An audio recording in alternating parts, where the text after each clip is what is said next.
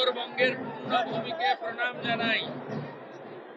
2009 সাল থেকে দার্জিলিং এর পাহাড় আর উত্তরবঙ্গ প্রথম বিজেপিকে জায়গা করে দিয়েছে।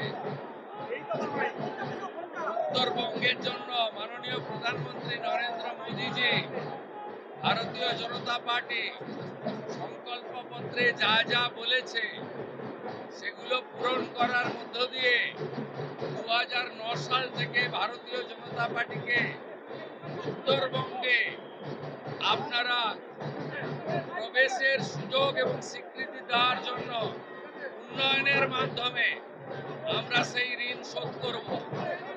উত্তরবঙ্গের অভিমান, বঞ্চনা, ন্যায্য অধিকার ফিরিয়ে দেওয়ার কাজ ভারতীয় জনতা পার্টির সরকার করবে।